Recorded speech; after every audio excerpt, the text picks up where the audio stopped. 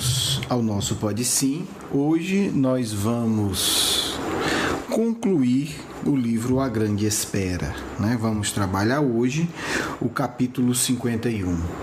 O nosso próximo Pode Sim, que vai ser o último do ano, será um Pode Sim especial sobre Jesus de Nazaré, para que a gente possa refletir um pouco sobre também a vida e a forma, né, que nós celebramos a data, né, simbólica do seu nascimento. Bem, vamos trabalhar o capítulo 51, né?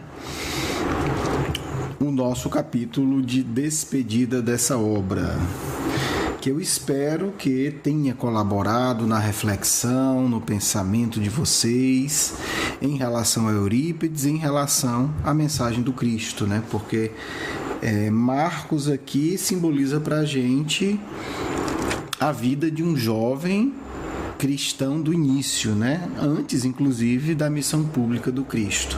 Possivelmente muito antes dele conhecer a maior parte dos apóstolos ou uma grande parte.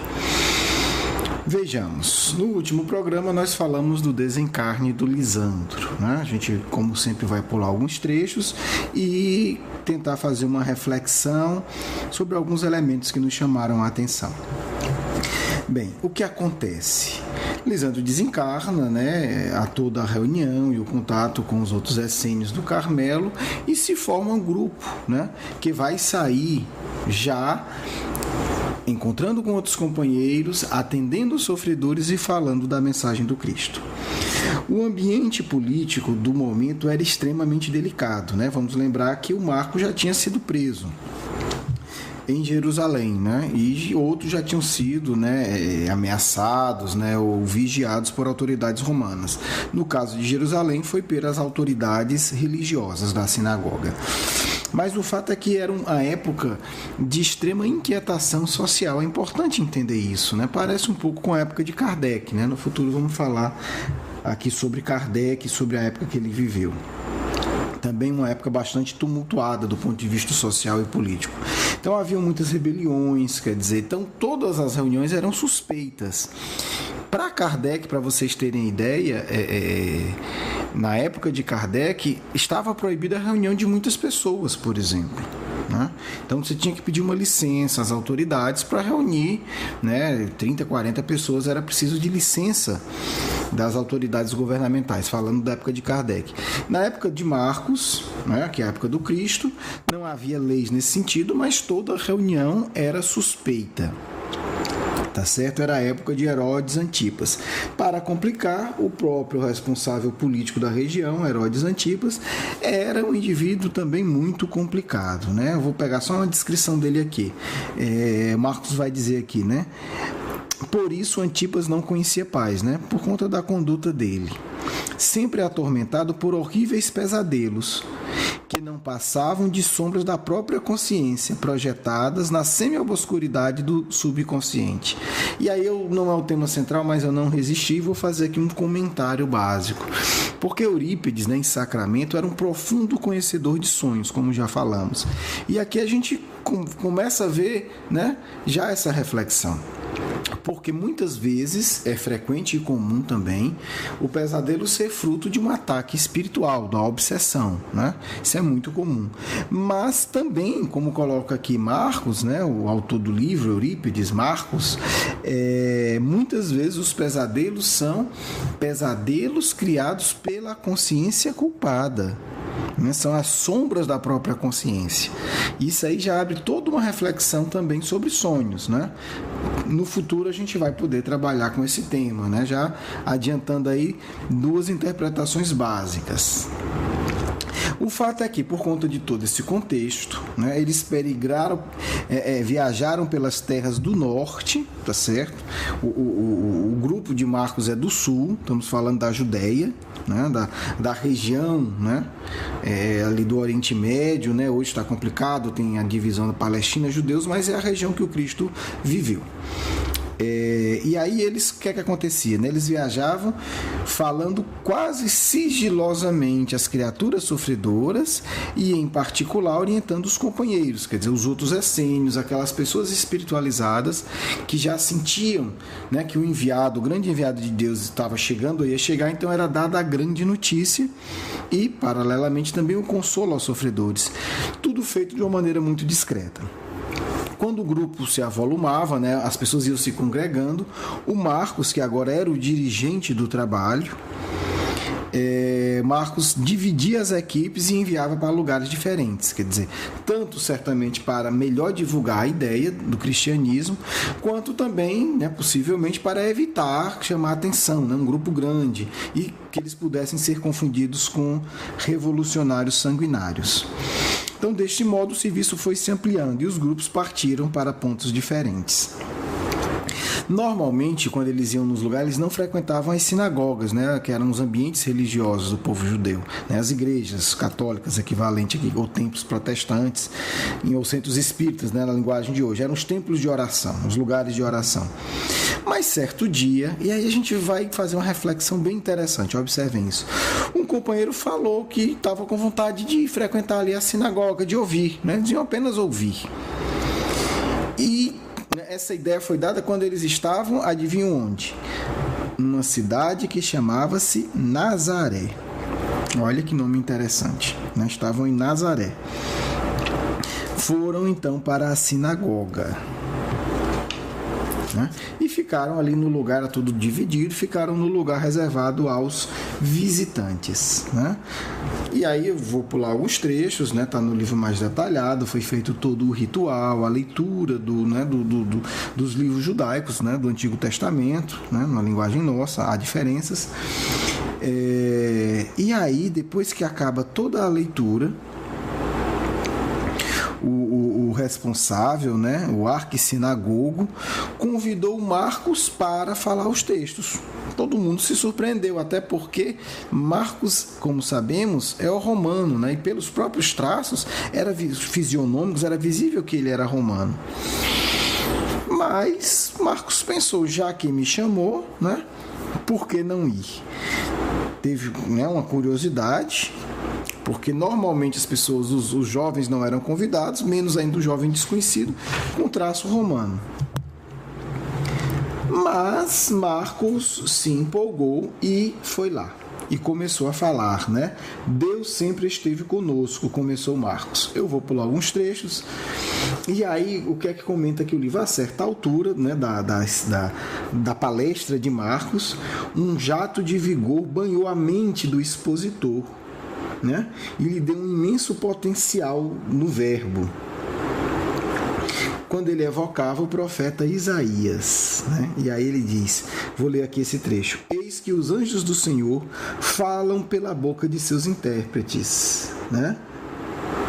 Anunciando as grandes coisas ao povo de Israel. Preciso dizer que Isaías, né, também conhecido como profeta da misericórdia, foi o profeta que mais falou da vinda do Cristo, bem antes, né? Vários séculos antes.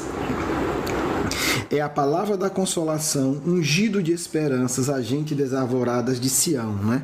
Sião aqui é também o nome de Jerusalém e também um outro nome para o povo judeu, né? É o cântico da sublimação, vertendo a água pura das verdades eternas, que hão de lavar a iniquidade dos corações. Os espíritos mais enrijecidos na forja da maldade se abrandarão, enquanto a glória de Deus se manifestará em toda a terra de Judá, e todos compreenderão que dele, né, do enviado, do Cristo, descem todas as luzes clarificadoras dos caminhos humanos em todos os tempos. Porque o homem é a erva que seca depois de deitar flores. Seca-se a erva e caem as flores, soprando nelas o hálito do Criador, e o homem volta à vida, no ciclo abençoado da renovação, né? Olha aí Marcos falando da reencarnação. E aí ele vai falar de tudo isso. Enquanto ele fala, Josafá observa, começa a sentir algo estranho, né? Aquele sentimento de algo vai dar errado. E aí ele reconhece, né? Porque era dividido homens e mulheres, lá no grupo das mulheres né, o rosto colérico de Lídia. Lídia é aquela mulher que o jovem Marcos, né, cuidou, né, que gerou toda a doença no povoado, né, que uma das filhas dela morreu, né, porque ela não obedeceu às orientações do Marcos. Na época ele era adolescente, agora Marcos já é um jovem. E aí, mais ainda, o coração de Josafá fica apreensivo.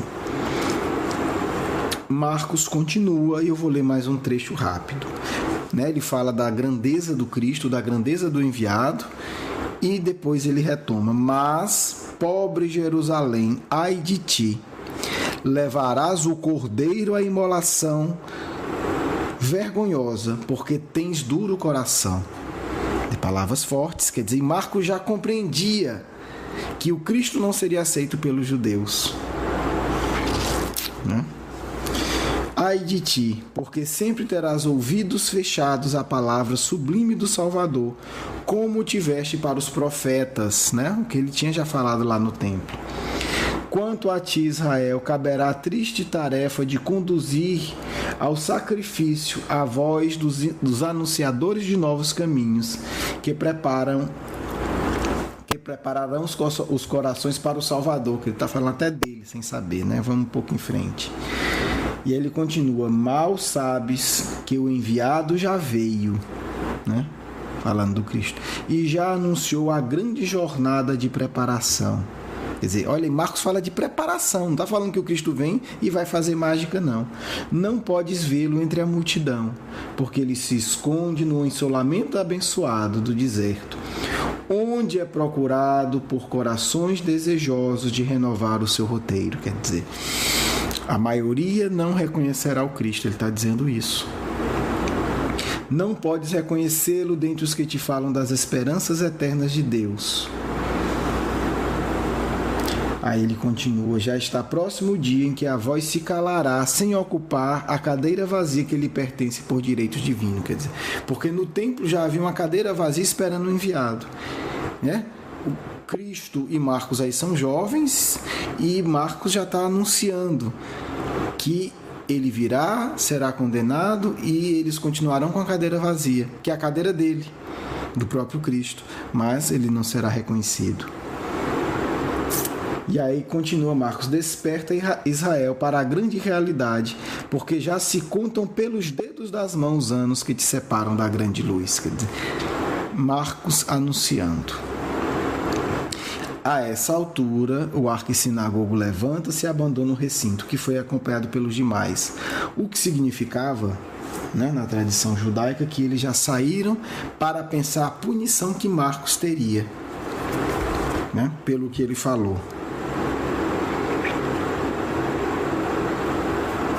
E aí fica aquele clima, né?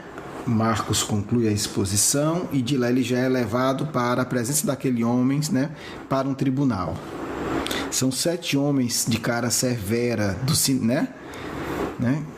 Que representava algo semelhante no Sinédrio. Marcos conservara a postura habitual. Ele compreendera que seu destino estava selado. Aqueles olhares frios, habituados à indiferença no cumprimento da lei, diziam tudo. Serenidade, o moço, ficou à frente dos magistrados. Uma voz do grupo anunciou a sentença: receberá os 40 açoites.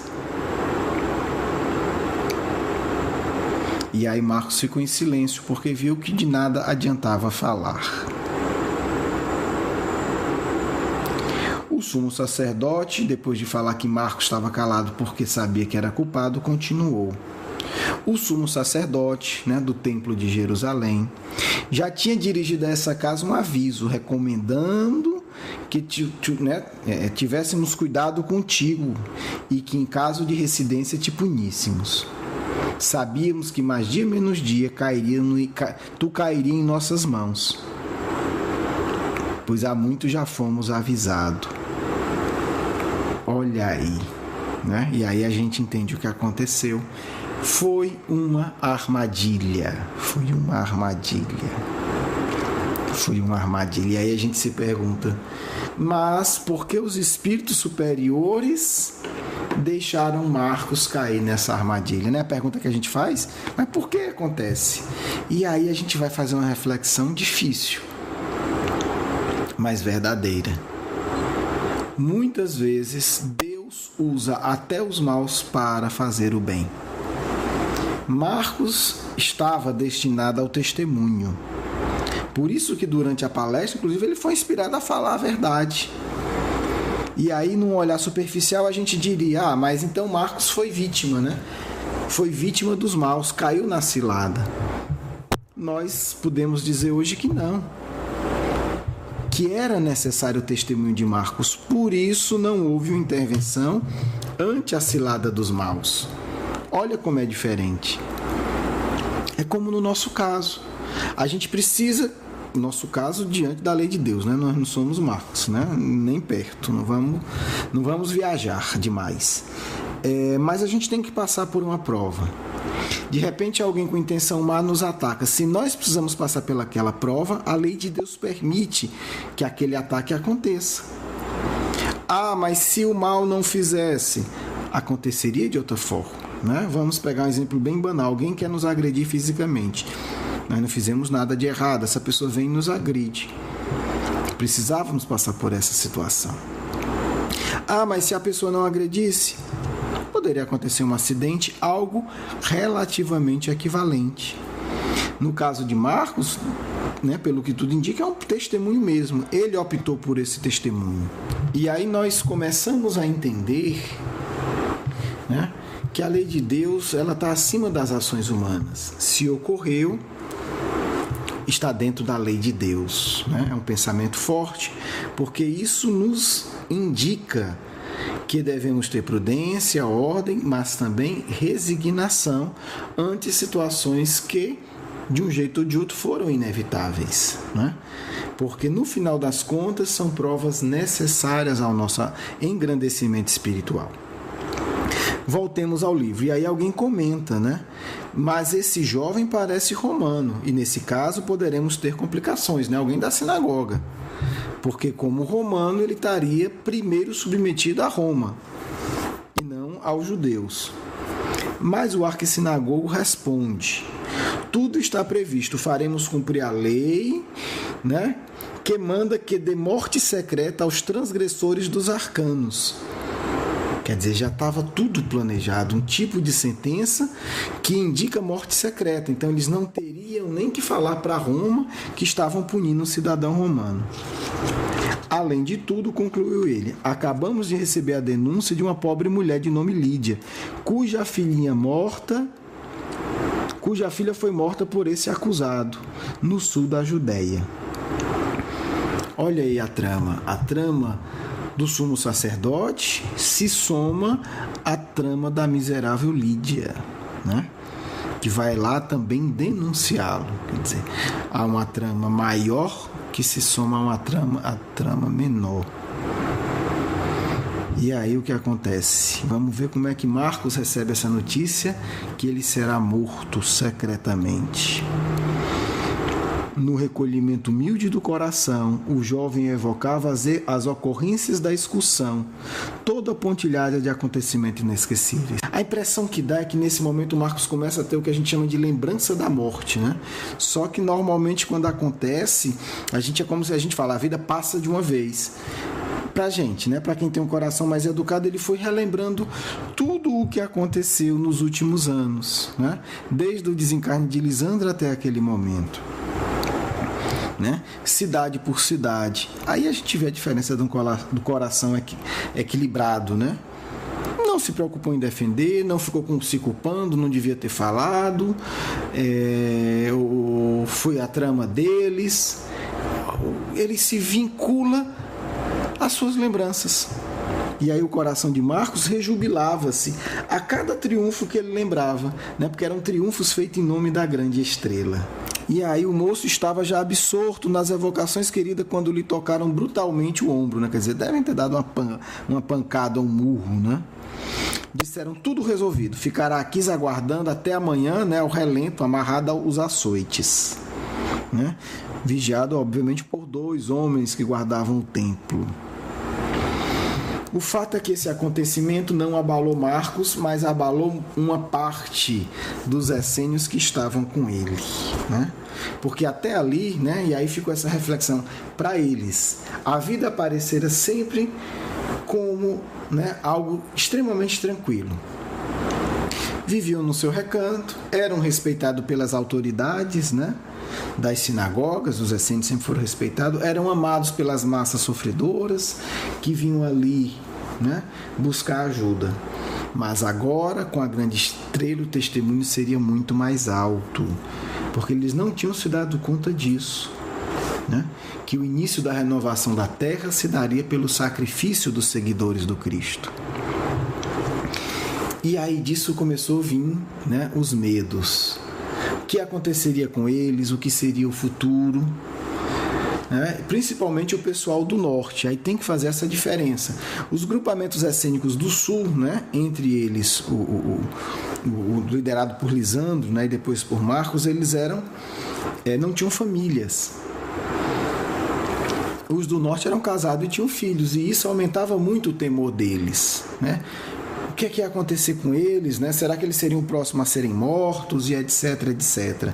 Deveriam ficar ali, não deveriam voltar para as famílias? Josafá e os companheiros sulinos não escondiam um íntimo desapontamento.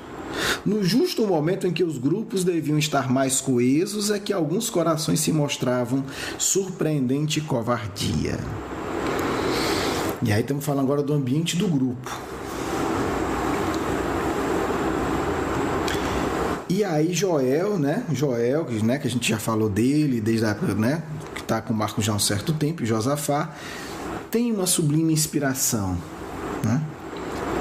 E aí ele começa a conversar com os companheiros. Será deste modo, né? Quer dizer, o testemunho será necessário até que os instrumentos da dor venham destruir as ervas daninhas que dominam parasitariamente as plantas nascidas no chão do trabalho pelo suor de alguns, no correr dos séculos, quer dizer. Será necessário um testemunho de muitos séculos, não tem como ser diferente. Esta compreensão é indispensável. Nós nos tornamos espíritas, com 2 semanas a gente quer que os espíritos resolvam tudo. Quando os cristãos verdadeiros começam já há 2000 anos atrás a entender, será e é necessário o testemunho da dor para que a gente nos purifique intimamente, para que a gente amadureça. Espiritismo não é busca de satisfação imediata. Cristianismo verdadeiro não é busca de vantagens imediatas. É isso que o Joel está dizendo para a parte dos companheiros que começavam a vacilar, né? E aí eu vou ler só mais alguns trechos. Caminheiros da nova ordem, sigamos iluminando nossos passos com a esperança que vai nos sustentar a jornada.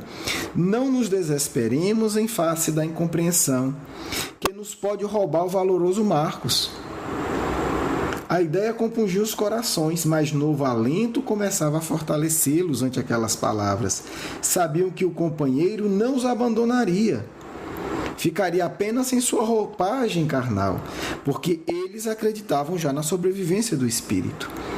Prosseguir na luta, trabalhar pelo ideal, eis a suprema obrigação, porque jamais estariam desamparados. E aí, amigos e amigas, me desculpem, esse ponto é indispensável para a gente. Espiritismo não é fábrica de felicidade imediata. Não é busca de fantasia ilusória. Estamos no mundo como cristãos e espíritas para testemunhar, para nos purificar nas provas, para nos tornar forte. E quem vai nos sustentar é o que sustentou Joel e os amigos. É a esperança, é a convicção da imortalidade, é a certeza do amor de Deus. Não faltará amparo jamais, mas amparo não quer dizer ser tratado como recém-nascido no bercinho confortável. Está na hora de passarmos essa fase. Quem ainda se coloca assim está com 2000 anos de atraso, né? E vai ficar mais outros tantos milênios. Hoje nós já temos condição de entender isso, mas muitas vezes nós nos infantilizamos, né? Porque teve uma mensagem espiritual, a gente acha que não vai ter mais problema. E aí eu aviso. Se você tem comunicação com os bons espíritos, se prepare, porque é o amparo. E o amparo não é à toa. O amparo é porque você já está maduro para ter o seu testemunho, né?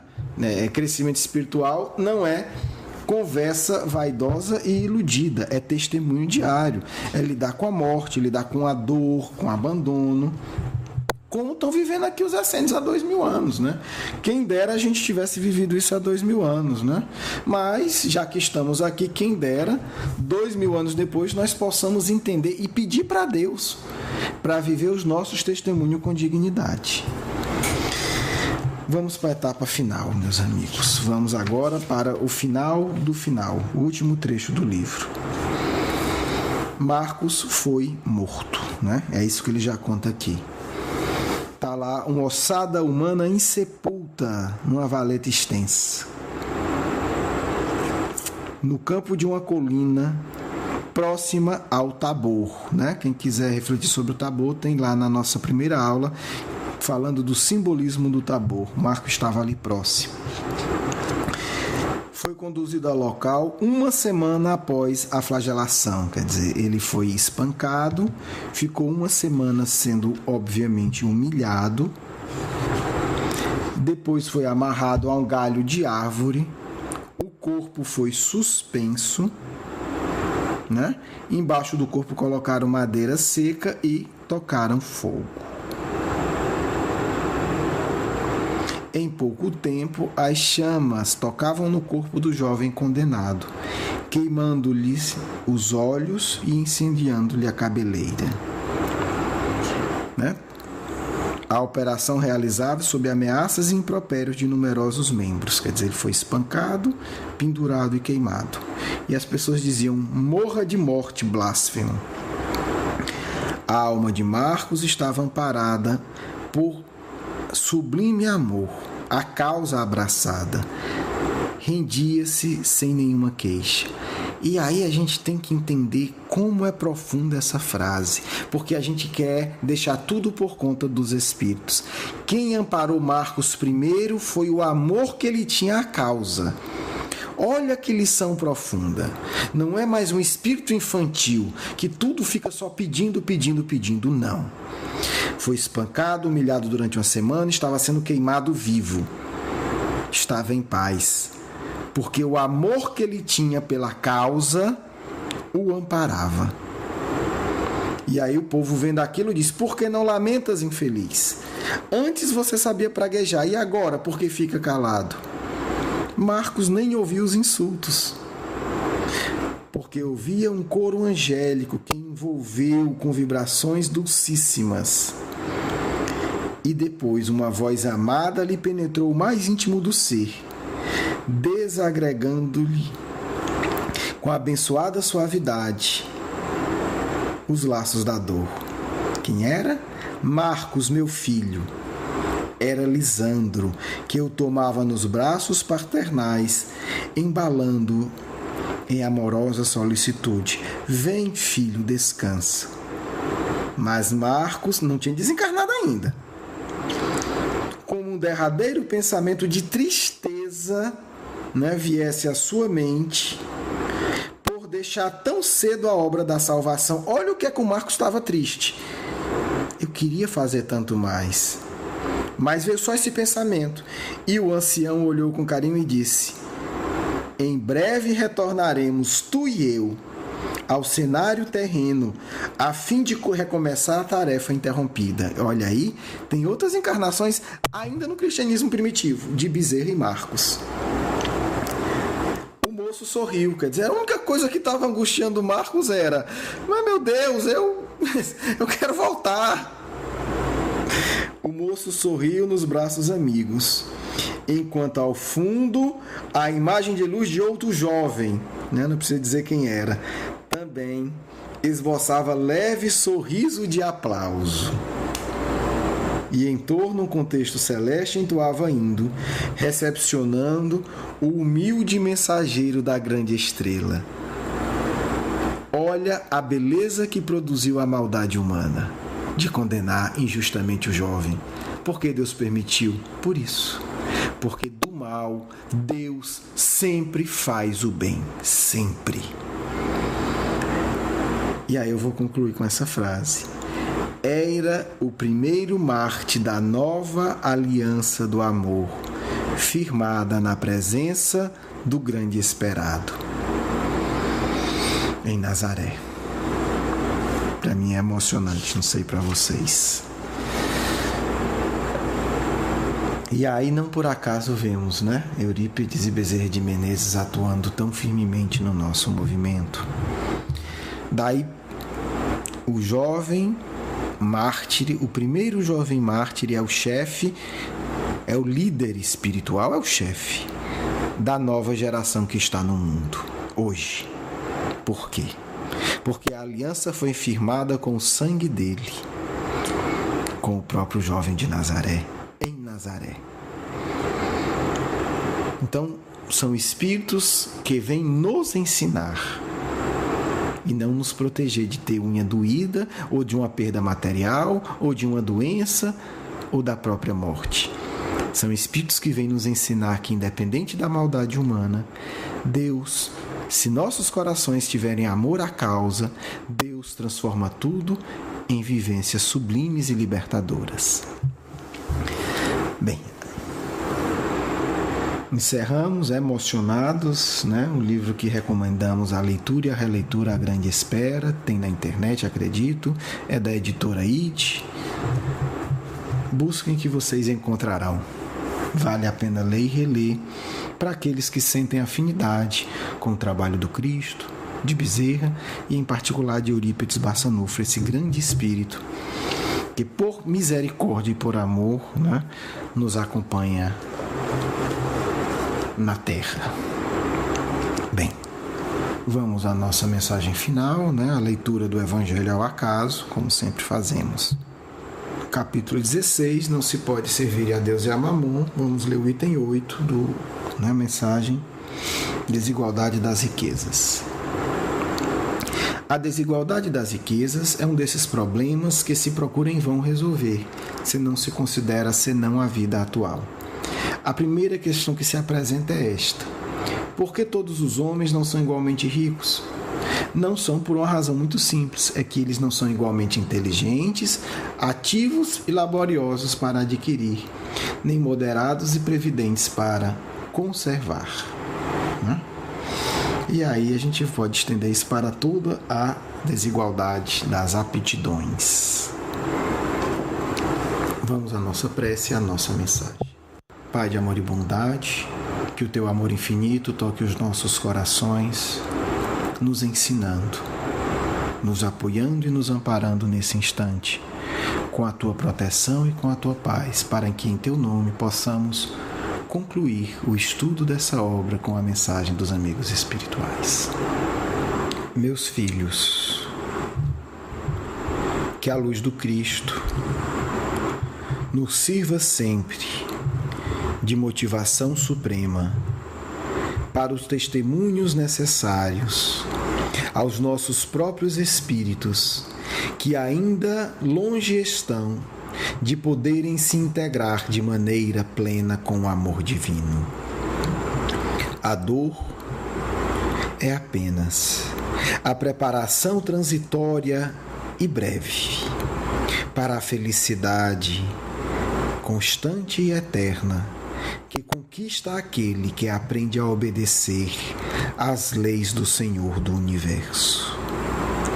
Não devemos temer a morte, a perda aparente, a quebra das ilusões da vaidade, porque tudo isso são obstáculos necessários a serem superados para que possamos, de maneira ampla e plena, sentir a divindade de Deus em nossos corações.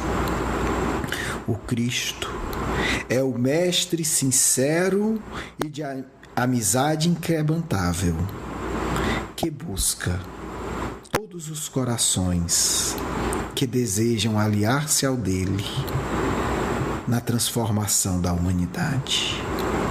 A nova geração, digo, estais no mundo para um trabalho sério e sereno. Jovem, estais no mundo para para um testemunho pleno do amor de Deus através de vosso sacrifício. A abnegação, disciplina íntima e coragem são requisitos indispensáveis para todos aqueles que desejam alçar os corações às regiões iluminadas daqueles que já se sentem verdadeiros filhos do Criador infinito. Meus filhos, começai cedo os vossos labores, estudai e agi sempre desassombradamente sobre a pauta do bem. Que o mundo não vos entenda é a prova necessária. Daí sairão as vossas luzes mais sublimes, da compreensão daquele que vos caluniam. No momento do testemunho e das acusações, lembrai-vos de sintonizar com o amor maior, com o sentido mais profundo da vida, com o único ser capaz de dar sentido a todo o universo infinito, Deus, o nosso Criador. Continuamos sempre, desde a época da Galileia, e a cada passo nos surpreende o amor e o poder de Jesus de Nazaré. Os homens vãos não o entendem, os homens inteligentes não sentem. Apenas aqueles que unirem a uma vida equilibrada a abnegação poderão sentir a luz dulcificante do Mestre de todos nós.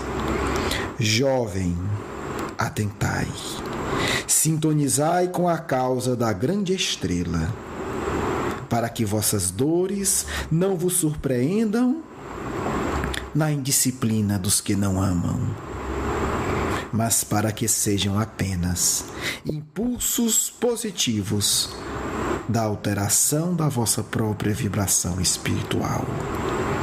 Estaremos juntos, trabalharemos sempre, em nome de Eurípides Barçanufo, que me envia hoje para vos dizer: somos um só grupo, somos um só pensamento, seremos uma só ação, unidos pelos laços fluídicos do amor e do desejo de servir ao Cristo. Um amigo essênio, Joel.